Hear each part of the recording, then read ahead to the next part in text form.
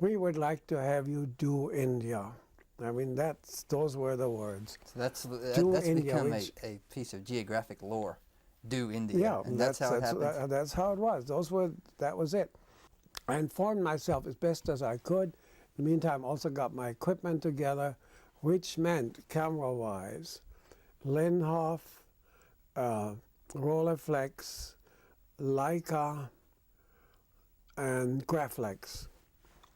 And that's a lot of different cameras to handle with different size film. It took a month to get to India. I ran into this Indian Army captain, very nice man, and I told him my story. Well, he said, you come back in 2 days or 3 days.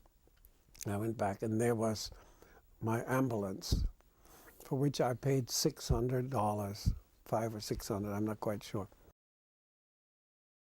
Then I fortunately, and this was one of those lucky things, I took the ambulance out to a village outside of Delhi across the Jamuna River, and I photographed it with a cow in the foreground and some Indian children climbing on it. And I sent that to Mr. Wishart with my, perhaps just in a letter. And then I hit on this idea of painting a map of India on the side and calling this the National Geographic Society Photo Survey of India.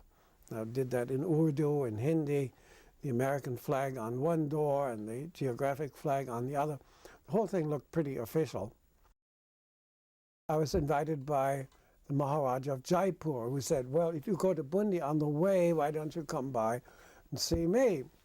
So I was all of a sudden in that level which most photographers never get to. I was and thanks to the ambulance.